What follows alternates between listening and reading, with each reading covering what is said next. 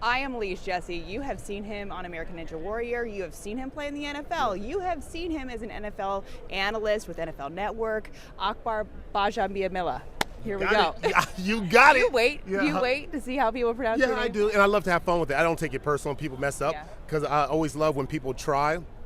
The only time I ever get irritated with the last name is when people just they butcher it without trying Rajat, and you don't even see an R. I know there are a lot of letters in there. There's not an R in my name. Don't start that off with an R, But if you mess it up and you're trying, I'm good with it. But you nailed it. You nailed it.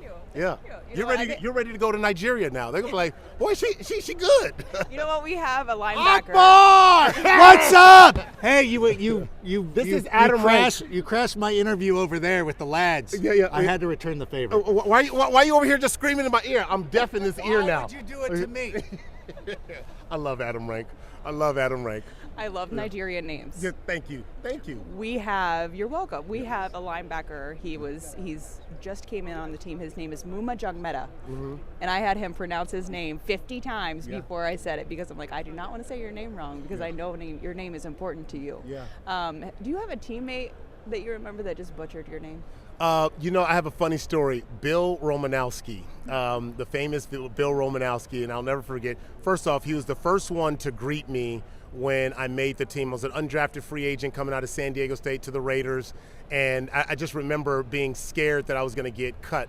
And it was the last day, and I'm hiding in the auxiliary locker room because if you're an undrafted guy, they don't know. We call it the dead man walking locker room. And it's the last day, and it's about 10 minutes beforehand, and I'm hiding behind the door so the Grim Reaper won't come and get me. And I'm going, oh boy. And I remember I had my cool Nike watch. You couldn't tell nothing. Underneath my glove, and I'm looking, I'm like, but if I'm to practice, I'm giving them a reason to cut me. Oh man, I gotta go. And I go out there, and Bill Romanowski gives me a big old slap on the butt. He goes, congratulations, man, you made the team. I was like, I still have 4 more minutes.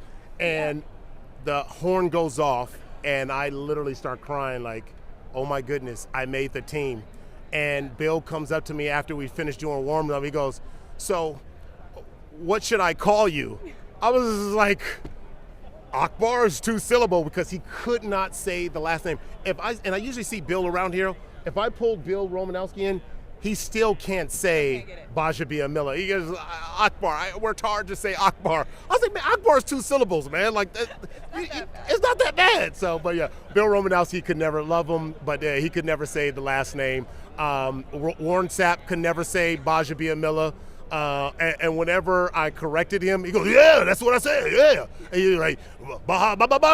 I'm like, it's Gbajabiamila. Yeah, that's what I said. I'm like, Sapp, you didn't say that, bro. You didn't say my name right. But between those two guys, that was it. Listen, if you can overcome that every single day, you can overcome anything. I think, right? Okay. Yeah. Well, I wanted to ask you because you play defense end. Yeah. And I would love to know from you. I mean, Trey Hendrickson from the Cincinnati Bengals, 17 and a half sacks. We call him Blackout Trey sometimes on the field.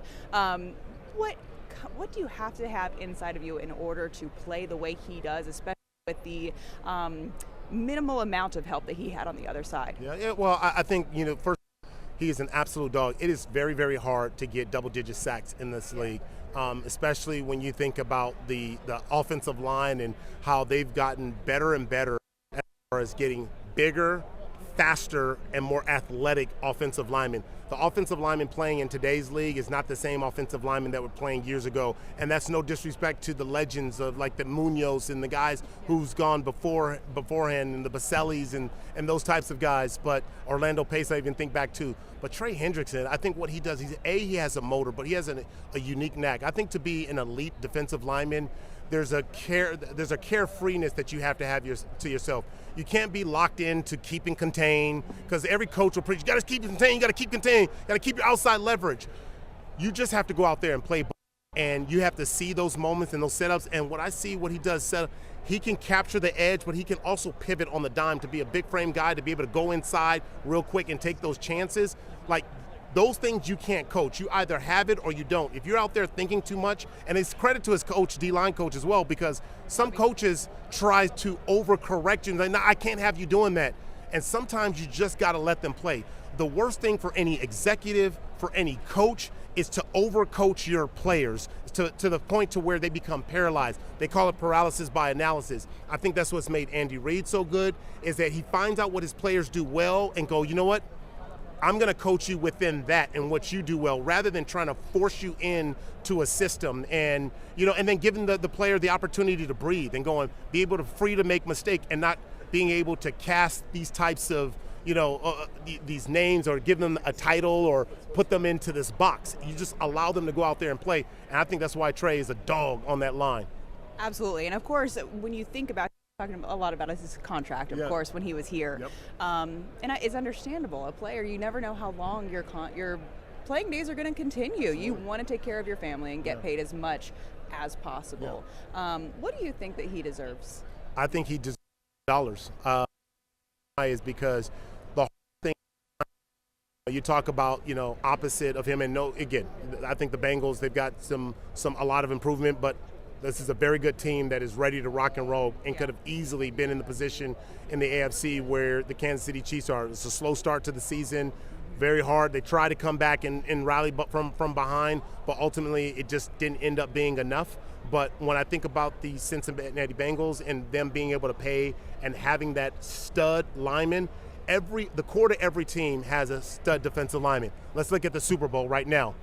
We think of the Kansas City Chiefs, you think of Chris Jones. And then you think about developing guys like Karlaftis on the other end. You think about, the Philadelphia Eagles. You think about Jalen Carter. You think about those guys who are able to make a significant difference. If you don't pay that guy, you let a trade walk out, you're done.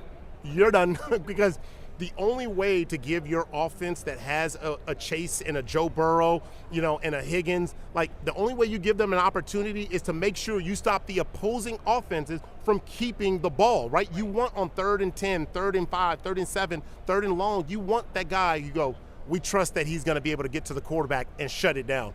And from my point of view, I mean, maybe I'm a little bit biased. You probably are a little bit biased on this too. I believe that it starts in the trenches. It absolutely starts in the trenches with the defensive linemen, getting to the quarterback, applying pressure, and then linebackers and safeties, they kind of play cleanup, in my opinion. Yeah, it is.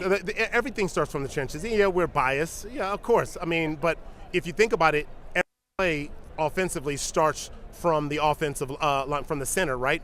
So it starts in the trenches. And defensively, if you remove the line, right, those linebackers on the second level and the secondary and that back level, they don't stand a chance. So yes, football starts in the line. I know everybody wants to talk about the quarterback but no, it starts with us in the trenches. So that's why you think about the guys who get those big contracts, your quarterbacks, your left tackle to protect the quarterback, and that edge rusher. Right. Pay that man.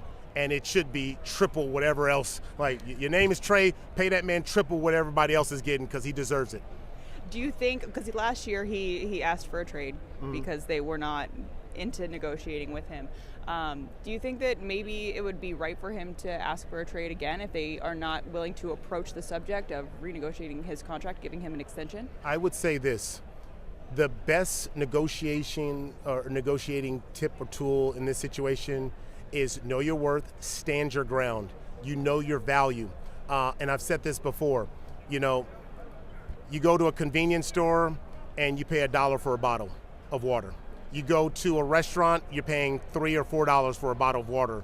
You're on an airplane, that bottle of water is $7. Yeah. You have to go where you are valued. And if a team out there, an organization, and even to those people who don't play football, if you're with a company and they don't value you, go to where you're valued, because that's where you're going to get the ability to flourish and thrive. There's nothing worse than being in a situation where you're playing football and you're with a company and organization that doesn't value your talent. The man is talented. You don't get double-digit sacks and go, oh yeah, that's like being a salesperson and you're bringing in $20 million in sales and they're going, we're not going to give you more on commission, or we're not going to up your salary.